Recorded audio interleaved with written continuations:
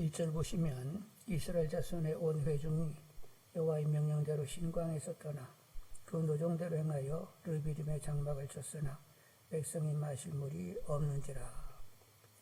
여호와의 명령을 따라가지고 신광야를 떠나서 그 노종대로 르비딤에 이르러 장막을 쳤어요. 이렇게 광야에서 여호와의 명령을 따라가지고 움직이고 있는데, 여러분, 하나님의 명령이 어떻게 주어지냐면 구름기둥이 이렇게 떠오르면, 구름기둥은 하나님의 그 현년의 상징인데, 구름기둥이 이렇게 오르게 되면 움직이라고 하는 명령으로 받고 이제 이스라엘 백성들이 움직이게 된단 말이요. 하나님은 이스라엘 백성들에게 목자가 되십니다. 그래서 양들을 인도하는 것처럼 그렇게 인도하셨는데, 하여간 하나님을 따르게 되면 광야에서 길을 잃지 않고 목자의 그 선과 그 신실을 맛보면서 결국 약속의 땅으로 가게 되는 거지요. 여러분도 하나님을 목자 삼고 하나님을 따르는 분들이죠. 그분이 이제 가라고 하면 가고 서라면 서고 그분의 노정을 따라 여러분이 이렇게 가고 계시는 줄 압니다. 하나님의 선한 인도, 은혜와 진리로 인도하심 가운데 삶이 영이 되는 분들이 되기를 원합니다. 이제 신광야를 떠나가지고 르비딤의 장막을 쳤는데, 사실 어디다 이렇게 장막을 치라고 하나님이 정하면 장막을 치게 되어 있어요. 여러분 사는 날 동안 집 몇 번 이사하셨어요? 저는 결혼해가지고 한 번 이렇게 대충 세보니까 9번 했더라고. 그래서 이제 9번 해가지고 요 위에 와서 살잖아요. 그런데 앞으로 이제 몇 번 또 움직일지 모르겠네. 그렇게 움직이다 보면 결국 어디로 가요? 천국에 들어가게 되는 거죠.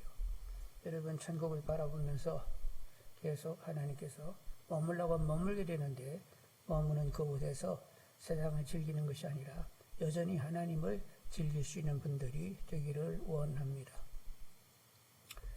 근데 이제 르비딤의 장막을 쳤는데, 마실 물이 없는 거요.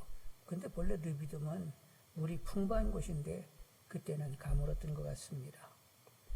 근데 때때로 하나님께서 이렇게 부족함이 있게 만드시는데, 왜 하나님이 이렇게 부족한 곳에 이렇게 거기다가 장막을 치라고 하셨어요? 부족함이 없으면 부족함이 없게 하시는 하나님을 경험케 되는 기회가 되는 거예요. 그러니까 우리는 걱정할 거 하나도 없죠. 그래서 부족하면 여호와는 내게 목자시니 부족함이 없다고, 부족함이 없게 하시는 하나님께 기도하여 그분이 부족함이 없게 만드시는 것을 경험하시는 분들이 되기를 원합니다. 이제 나름대로 이제 거기서 물을 찾아봤는데 물이 없는 거예요. 그랬더니 이제 결국은 모세에게 원망을 하게 되었습니다. 그러면서 당신 책임이라고, 우리 애굽에 가만히 있는데 당신이 데리고 와가지고 광야에 끌고 와서 결국 우리 목말라 죽게 생겼다고. 그러면서 가만히 보니까 돌로 치려고 하네. 그래가지고 다급해가지고 하나님을 찾게 되었던 거죠. 여러분, 모세가 하나님을 찾을 수 있으니까 다행이지, 하나님도 못 찾으면 그냥 돌에 맞아 죽을 뻔했죠. 그런데 그런 위기 가운데 그래도 도움을 청할 수 있는 하나님이 있다라고 하는 것은 엄청난 은혜예요. 여러분이 괴롭고 힘들고 막 죽을 지경이 되면 누구를 찾아? 그래도 하나님을 찾을 수 있다는 게 얼마나 큰 은혜인지 모르겠습니다. 하나님은 실력자이시고 능히 도울 수 있는 분인데, 그런 하나님을 아버지라 부르면서 찾을 수 있게 됐으니 얼마나 좋은지 모르겠어요. 그리고 하나님도 너희들 어려운 때에, 위기 때가 되면 나를 찾아, 이렇게 말씀을 하셨어요. 에레미야 33장 3절에 너는 내게 부르짖으라, 내게 응답하겠고 내가 알지 못하는 크고 은밀한 일을 내게 보이리라 하면서, 하여간 환난 날에 나에게 부르짖으라, 그러면 내가 너희를 만나리니, 이렇게 말씀하셨단 말이요. 그러니까 이렇게 정말로 내가 감당할 수 없는 그런 위기 때는 누구를 찾는 시간이요? 하나님을 찾아서 그분을 경험하는 시간 삼는 분들이 되기를 원합니다. 이제 그렇게 막 돌로 치려고 하니까 하나님께서 이제 모세에게 말씀하셨어요. 너 호렙산 기슭에 가가지고 거기에 반석이 있으니까 그거 치면 물이 나온다. 근데 이제 호렙산 기슭이 어느 쪽 기슭이겠어요? 르비딤에서 가까운 기슭이겠지요? 그 반석을 쳐서 물을 넣으면 르비딤 쪽으로 내려가야지 물이. 그래야 그 밑에 있는 사람들이 짐승들이 먹어야 되니까. 그래서 이제 반석을 쳤더니 아닌가 막 그 반석이 터지면서 물이 막 흘러가지고 그 많은 사람들과 그 많은 짐승들이 먹게 됐으니까 물이 이렇게 졸졸졸 흐르게 나오는 게 아니라 막 터지면서 콸콸거리고 그냥 막 흘렸다고 보는 거지요. 그래서 다 해갈을 얻게 되었는데 하여간 시원한 석수를 원 없이 다들 마시게 되었어요. 그래서 모세는 그곳 이름을 뭐라고 했냐? 마사 무리바라고 했는데 마사는 시험한다 이런 의미를 가져서 이제 하나님이 우리 중에 계시나 안 계시나 보겠다 하면서 하나님을 시험했기 때문에 마사가 됐고 무리바는 다투다는 의미를 갖고 있는데 백성들이 모세와 다투었으므로 그것을 이렇게 무리바라고 부르게 되었던 거지요. 근데 이렇게 백성들은 어려운 일이 있으면 금세 하나님을 쉽게 의심한다는 거예요. 하나님이 정말 우리와 함께 하시고 우리를 사랑하는 겨? 뭐 이러면서 의심을 하는 거예요. 그리고 하나님을 대리하여 인도하는 모세와 늘 다투었단 말이죠. 백성들의 믿음은 연약하고 늘 취약했습니다. 견고치를 않았어요. 근데 하나님께서는 즉각 그들에게 진노를 내지 않으시면서 인내하시면서 물을 내셔서 여전히 함께하고 계심을 그들에게 보이게 되었던 거지요. 르비딤은 쉬는 장소라는 의미를 가지고 있습니다. 그래서 르비딤이 제대로 쉼의 장소가 되기 위하여 하나님은 물을 내셔서 모든 백성으로 시원케 하시면서 쉼이 되도록 그렇게 역사를 하셨어요. 하나님은 안식을 주시고 그렇게 쉼이 되시는 분입니다. 그러니까 여러분 어려움에 여러 가지 시련, 이렇게 짐들이 있으면 다 어떻게 하라고? 내게로 가져오게 되면 내가 너희들을 쉬게 하리라고 했으니까 여러 가지 조금이라도 무게를 느끼는 어떤 짐, 감당하기 어려운 거, 여러 가지 스트레스 있으면 하나님께 다 기도로 맡기고 하나님 품에서 안전과 안식을 취하는 분들이 되기를 원합니다. 모세는 돌 맞아 죽을 뻔했는데 얼른 누가 품으로 기어들어가 버렸어? 하나님 품으로 들어갔더니 안전하고 진정한 쉼이 있게 되었단 말이요. 그래서 하여간 우리의 진정한 쉼터는 누구요? 하나님이세요. 하여간 그분의 품 안에서 다 그분이 다 문제 해결을 얻어주시는 것을 보면서 쉼을 취할 줄 아는 분들이 다 되기를 원합니다. 지금까지 여러분 그렇게 사셨지? 자, 그런데 사도 바울은 이 반석을 쳐서 물이 나게 된 그 일을 고린도 교회에 편지하면서 이렇게 언급을 하셨어요. 고린도전서 10장 4절에 다 같은 신령한 음료를 마셨으니 이는 그들을 따르는 신령한 반석으로부터 마셨음에 그 반석은 곧 그리스도시라. 반석을 쳐가지고 물을 내는데 반석은 누구라고? 그리스도라.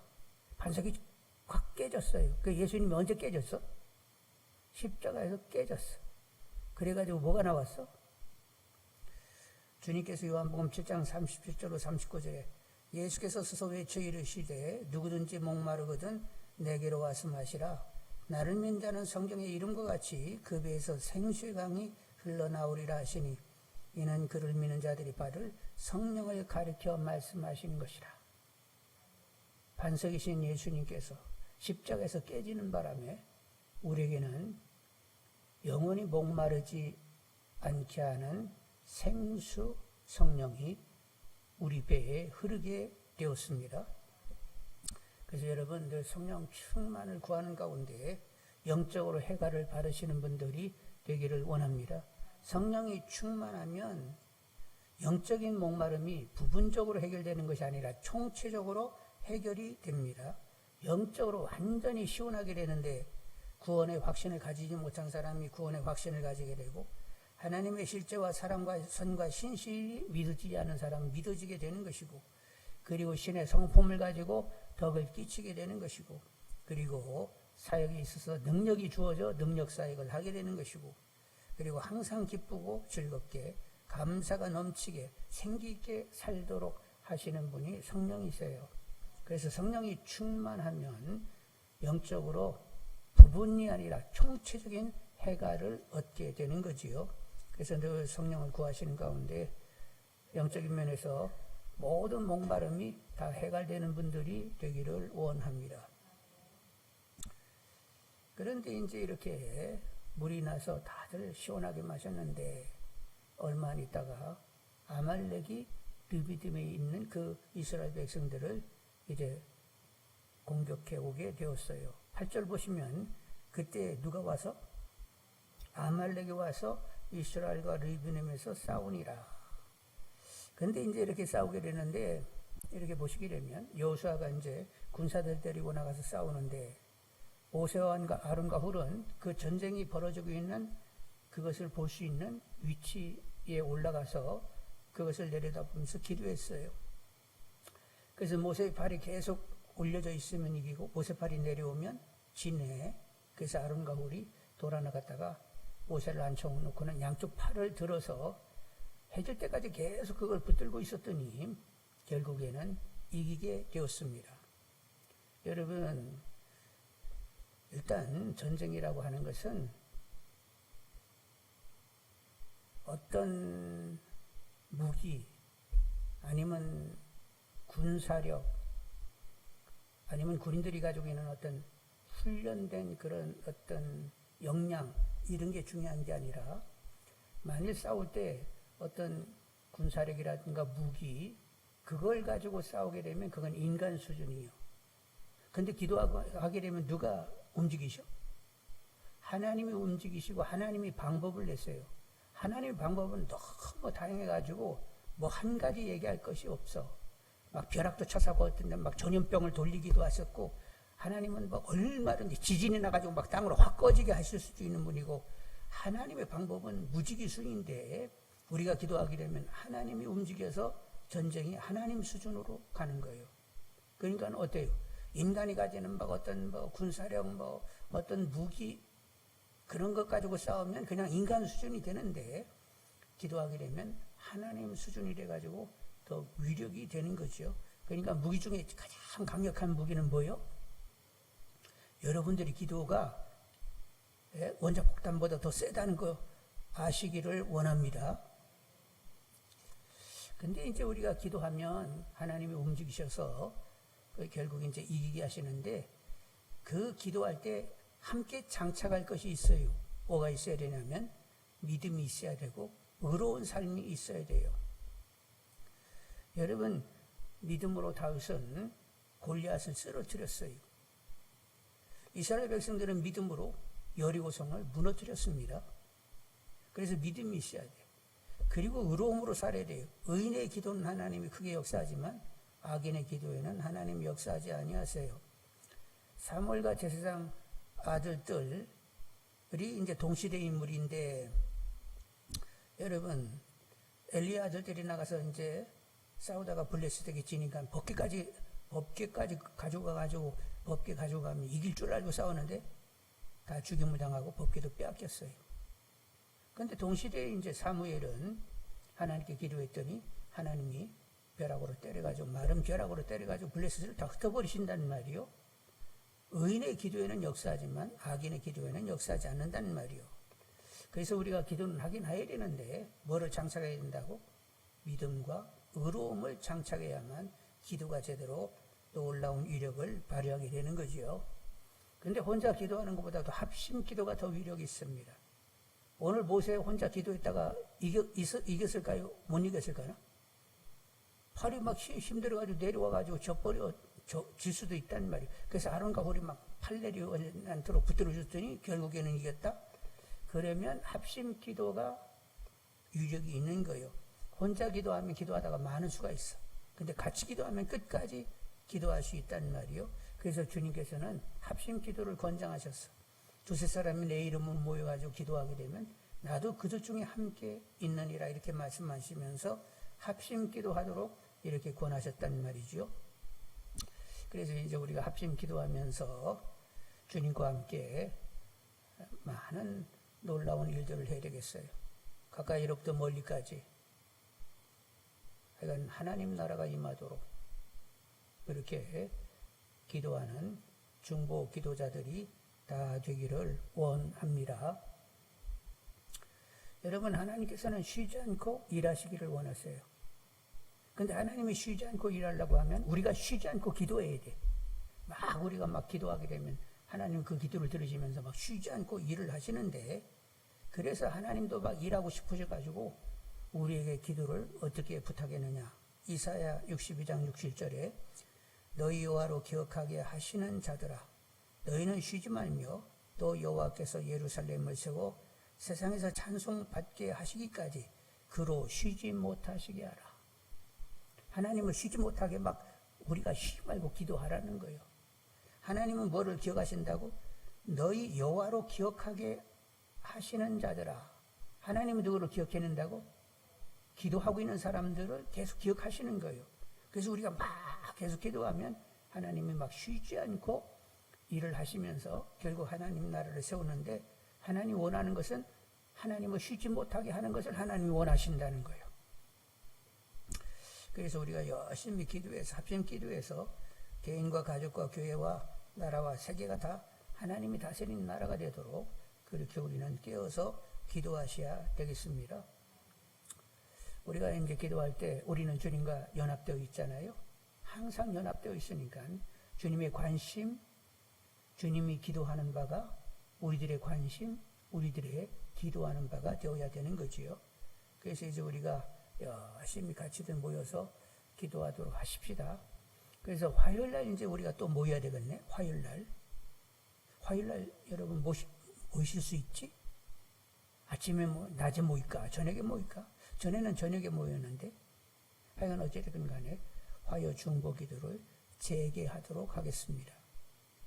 그래서 화요일날 모여가지고 이제 기도가 이렇게 위력적이라는 걸 아셨잖아요. 기도하면 일의 수준이 누구의 수준이 된다고? 하나님 수준이 돼가지고 우리는 가까이서 멀리 왕같은 제사장으로 온 세계 열국을 다 다스릴 수가 있게 되는 거지요. 그런 자리에 여러분 다 참여하는 분들이 되기를 원합니다. 이 나라를 위해서도 열심히 기도해야 되는데, 사실 지금 기도가 필요한 때를 저희들이 지내고 있어요. 정치 마당이 뒤숭숭한데 제대로 잡히려고 할 것 같으면 믿는 사람들이 깨어서 기도하지 않으면 안 됩니다. 이 땅에 복음이 전해지고 지금 이만큼 우리가 잘 살게 됐는데, 그게 다 우리 믿음의 선배들의 기도의 덕이요. 그래서 하나님이 역사하셔서 이렇게 살게 됐어요. 우리가 살아도 너무 잘 살아요. 그건 아세요? 하여간 겁나게 우리가 잘 산다니까. 세계 도처에 나가봐도 이렇게 한국같이 잘 사는 나라는 없어요. 우리 혜택을 가장 제대로 받는 나라 어느 나라지? 우리나라요. 교통시설 가장 제대로 교통시설을 갖추고 있는 이런 지하철이나 뭐니 모든 시설이 제대로 갖춘 데가 어디요? 우리나라요. 여러분, 언제든지 주문하면 음식이 배달되는 나라가 어느 나라지요? 우리나라 좋은 나라니까.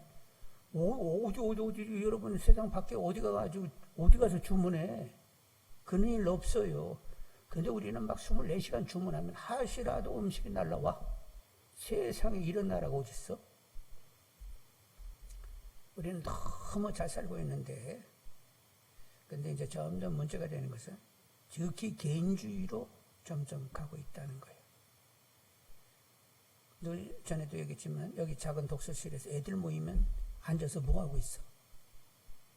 서로도 대화하는 게 아니라 저마다 핸드폰을 보고 있어. 누가 그러더라. 어느 음식점에 갔더니 가족이 왔대요. 애들하고 엄마 아빠가 왔는데 다들 핸드폰만 보고 있더래. 음식을 기다리면서. 그러니까 앞으로는 더 극단의 개인주의가 되는 거예요. 이렇게 이제 세태가 변화되는데, 그럼 이거 하나님 원하는 나라는 아니잖아요.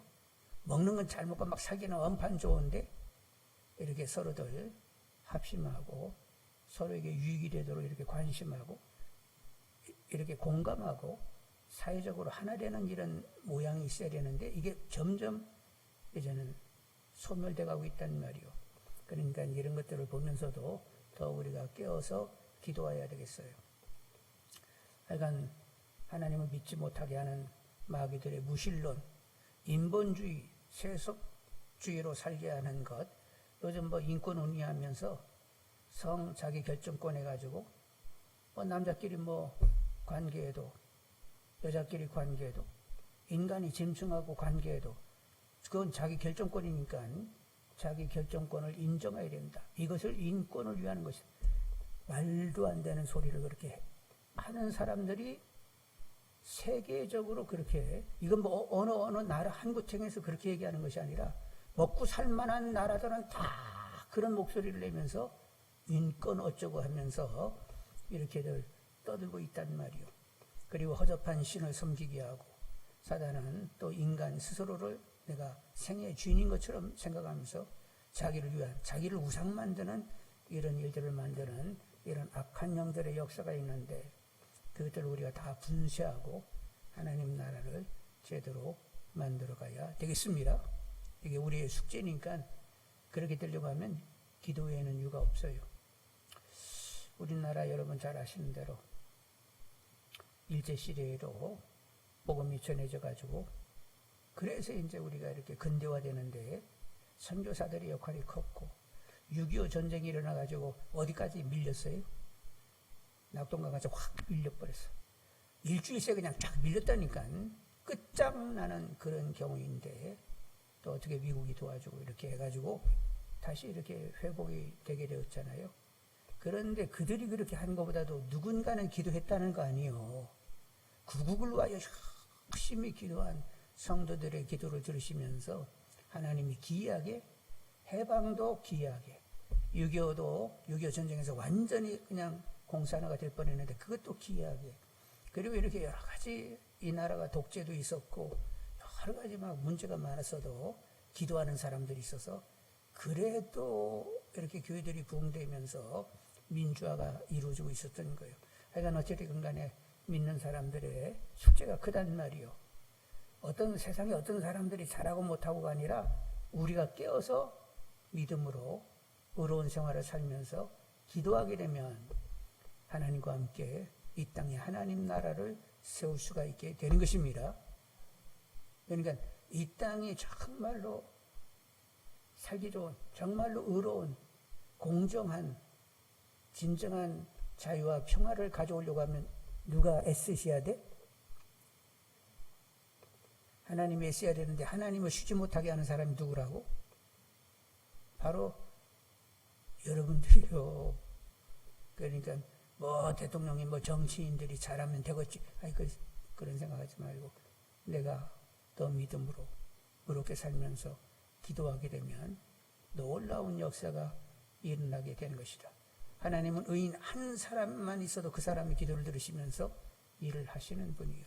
그래서 하나님을 쉬지 못하게 하면서 하나님 원하는 우리나라 그리고 세계 열국이 되도록 더 깨어서 기도하는 우리 모두 다 되기를 원합니다. 하나님은 이 시대에 여러분의 기도를 굉장히 필요로 하세요. 하나님 마음이 전해지는 분들이 되시길 바라고 더 깨어서 합심하여 기도하는 우리 모두 다 되기를 원합니다. 기도자 10명만 있어도 하나님이 역사하시겠지요? 근데 저쪽 가고 이렇게 다 보니까 10명이 모였네. 하여간 우리 깨어서 열심히 기도해서 하나님 원하는 나라를 잘 세우는 기도로 하나님을 섬기는 분들이 다 되기를 원합니다. 아사엘 지파 바누엘 딸 안나는 뭐로 섬겼다고? 기도로. 성전을 떠나지 않고 기도함으로 하나님을 섬겼다. 세상에 성경에 그렇게 기도로 하나님을 섬긴 여인하고 이름까지 딱 이렇게 써놓은 거 보면 그거 굉장히 명예로운 일이죠. 그러니까 여러분들이 바로 그런 명예로운 분들이 다 되시기를 주님의 이름으로 축원합니다.